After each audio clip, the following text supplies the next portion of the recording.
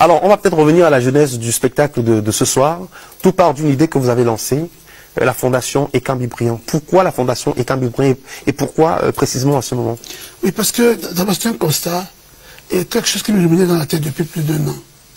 Mais avec le départ de Manu Dibango, il n'y a pas longtemps, je me suis dit, c'est grave parce qu'il faut laisser quelque chose pour la jeunesse, pour la jeune génération et pour les Camerounais et même pour l'Afrique. Alors j'ai eu l'idée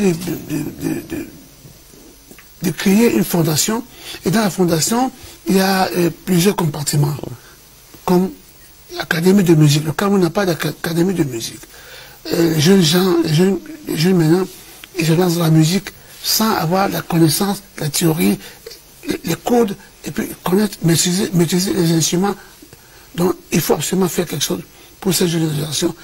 Et mon souhait, c'est que d'ici 2 ans, avoir une orchestre philharmonique au Cameroun, joué par des jeunes filles et des jeunes garçons du Cameroun.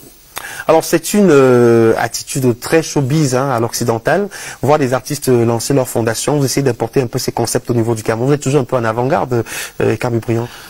Oh, je dis au niveau du show, vous avez commencé longtemps avant. Je pense que j'étais venu, enfin, quand j'ai commencé la musique, je me suis dit, je dois faire un peu plus que les années, et essayer de copier ce qui se passe à l'extérieur et m'amener ça dans mon pays, au Cameroun, pour qu'on profite. Nous avons des grands musiciens avec beaucoup de dons, mais vous savez, le don ne suffit pas. Il faut aussi apprendre.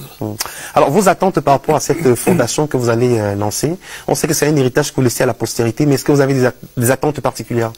Oui, d'abord, j'attends les gens, parce que je vais faire un fundraising, c'est-à-dire un appel de fonds, et j'attends aussi à l'extérieur du Cameroun, à l'étranger, des structures qui vont nous aider, nous subventionner, pour mettre ça au point, parce que les jours, on a 22 hectares. Donc, à Dibombari. Donc on va utiliser que 3. Et on attend beaucoup les gens à l'extérieur du Cameroun, à l'intérieur, qui vont nous aider, parce que non seulement il y aura l'académie de musique, il y aura un studio d'enregistrement, vraiment studio, un vrai studio d'enregistrement, comme j'ai vu aux États-Unis. Il y aura un musée Ekambi Brillant, et il y aura un cabaret, un restaurant, et puis un lieu touristique. Super. Vivement la matérialisation de ce projet. Vous avez parlé des États-Unis tout à l'heure.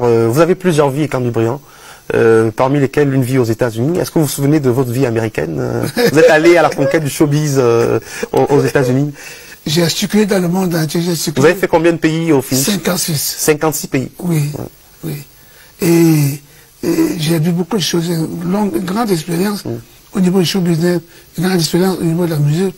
Et pour m'accompagner dans ce projet, j'ai pas venu un monsieur qui a une grande expérience, Toto Guillaume, un grand musicien, un grand arrangeur, notre capitaine de Makossa. On parlera de Toto.